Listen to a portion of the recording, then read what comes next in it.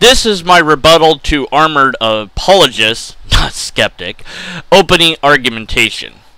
Do note, as always, a formal fallacy does not harm the conclusion. It is merely a hint that the person debating might not be fully aware of the formatting of logic's rules. There are 4 formal fallacies in his opening argument. No formal argument was given. Reasons are given, but no premises were used. I find this odd since all of my opponent's argumentations are taken from pre-existing apologetic work, but for whatever reason he didn't summarize, thus he acquires this formal fallacy.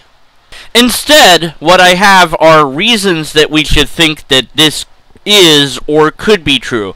I will point out any logical errors in them and challenge their ideas. First reason, fine-tuning. Fine-tuning is a very complex science. Cosmologists are far better equipped than I to speak about what it is or how it works. I simply can't address the science, but I can address the logical errors. What we see on his screen is a list of scientists who agree upon fine-tuning. If this is a consensus in science, then we should treat fine-tuning as a theorem that science agrees upon, and if it's not, then we could be skeptical of it. Although a list of names provided is on who agrees, this isn't clear if it's a majority view or not. I'll give my opponent the benefit of doubt here and say that it might be the majority view. So, thus, I'm tentatively granting that fine-tuning is an agreed-upon idea within science. However, the next visual that we have has the constraints, the constants. This is a misrepresentation of what these values mean. It's a mathematical idea of assigning values to the constants to explain them in this way. The name fine-tuning comes from this mathematical feat. We have no way to know what the universe would be like if any of the values were different. More to the point, we do not know if one changing of a value would change the other values. We're told that if anything was changed, life as we know it would not exist.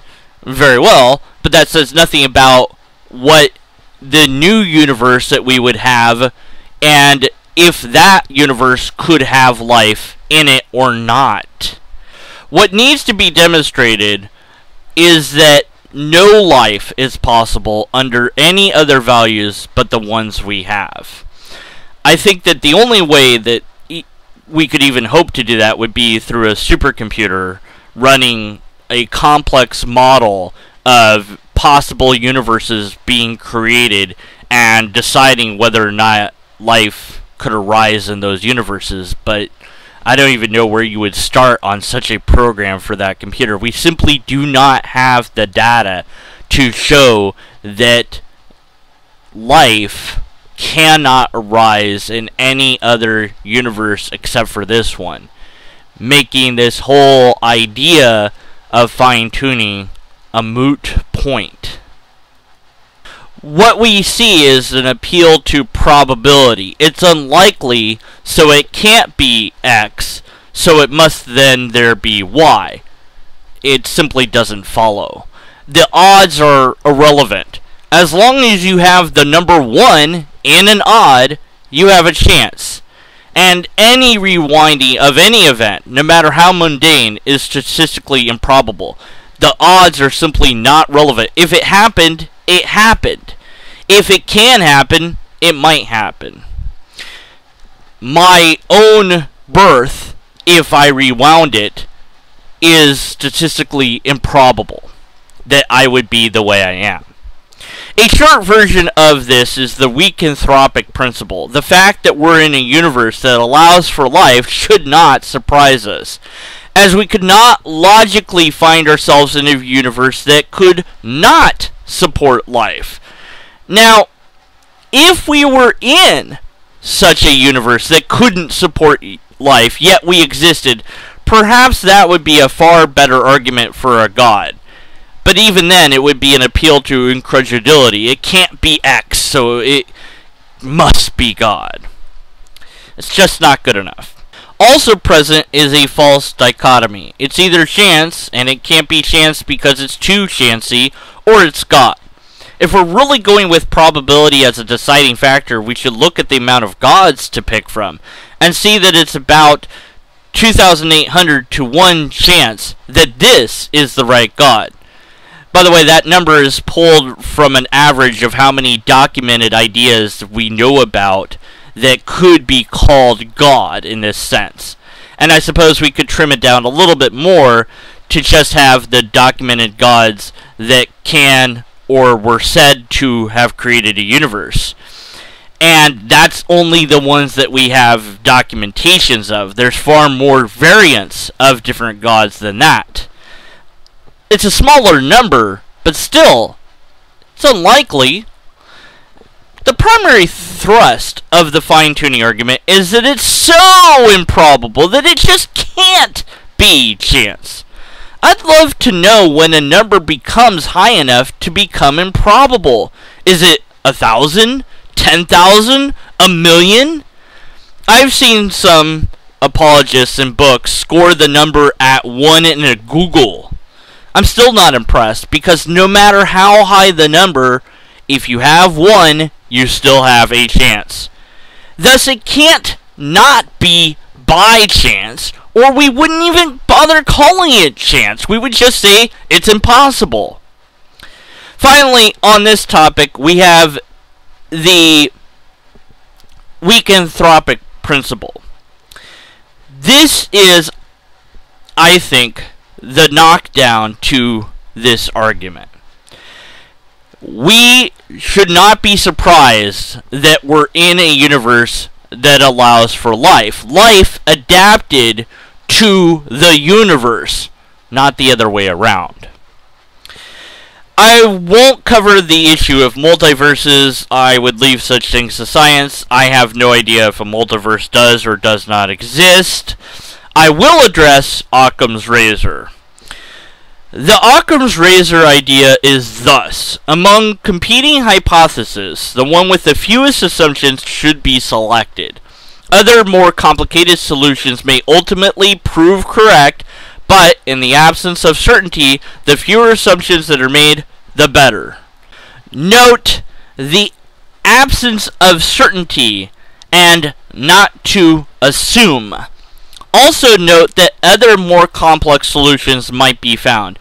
It is not an end-all be-all. It is not meant to be able to tell us what really is.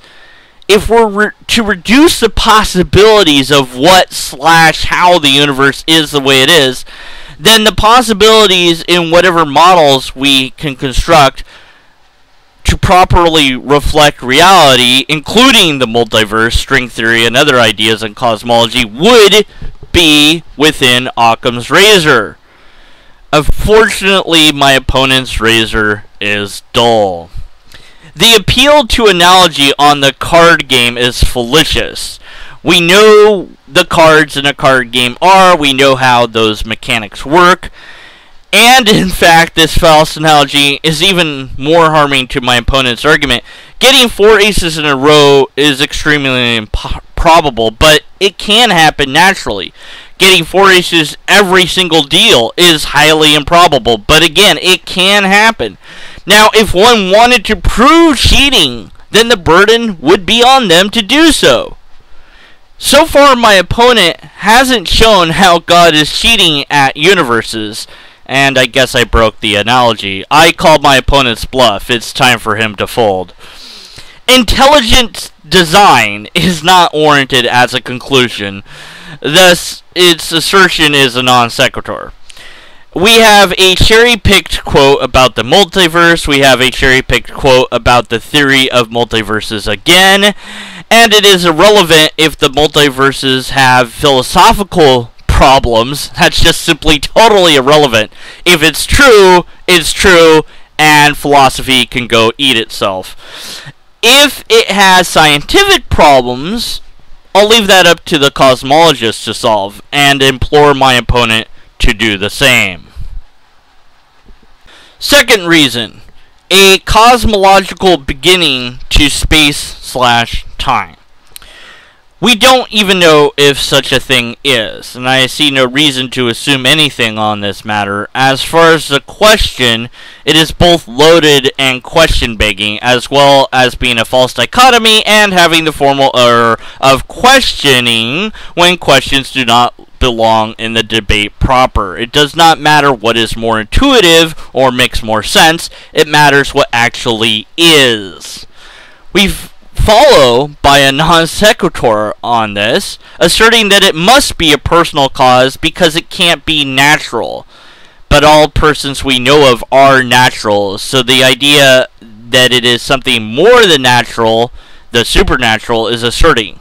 This is question begging 101. An assertion that the universe begins to exist is not warranted by the science models we currently have. Cherry-picking a small group of scientists is not demonstrating a consensus on the idea that the universe has a beginning. I must dismiss this point as being unsupported. The idea of the infinite being uncrossable has been put forward before, and the same issue seems to me to always arise. First, in a way, we're crossing the infinite right now. In 1 minute, you will have traveled 60 seconds. 1 second is 10 decaseconds, and that can be broken down further to centisecond, millisecond, nanosecond, pentosecond, femtosecond, attosecond, and zeposecond. And I'm sure we could continue to break that down further.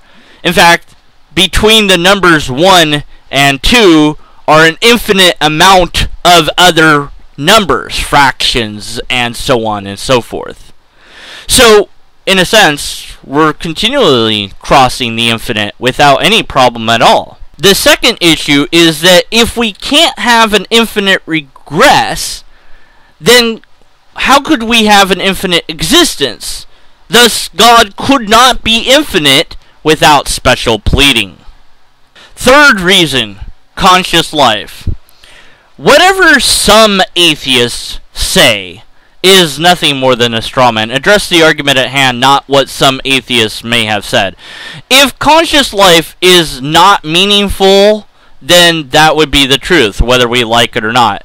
To throw the idea in that it might not be so precious out the window because it's crazy to think that is an appeal to consequence.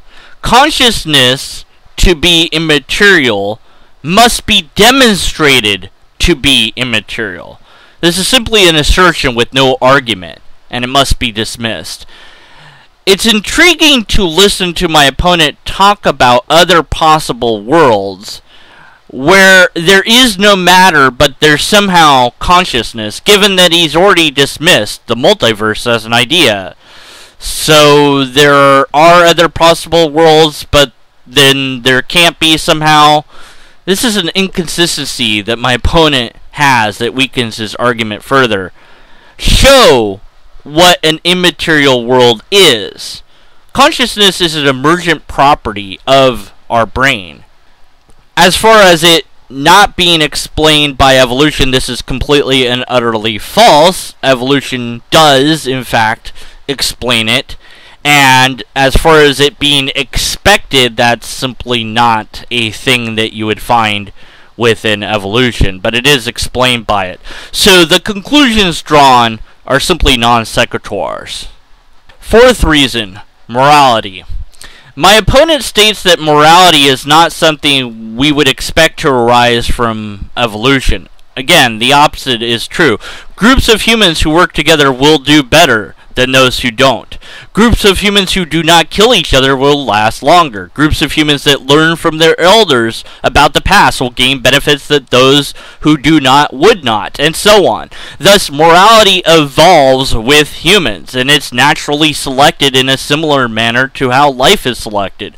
We know humans exist, thus we need nothing further to explain where morality came from. To do otherwise would be to break the already dull razor my opponent has already been abusing in his side of the debate. A moral law requires a lawgiver. Yes, humans. one might as well say reality requires a realtor. It gets to the point more quickly. We do not need anything more than humans to teach humans. We don't need any other explanation than the one we are certain of that is an explanation. It's simply question begging to assert anything further. This concludes the 4 reasons my opponent has given. All of them contain one or more logical errors, if not scientific misunderstandings or mishandlings. Most of them appeal to consequence or ignorance to reach the conclusion, and not a single one of them addresses if the supernatural is a thing at all, that something can be. Due to the number of logical errors here, as well as the scientific ones, I submit we must be skeptical of his conclusion. Perhaps in his rebuttal to this, he will fix those errors.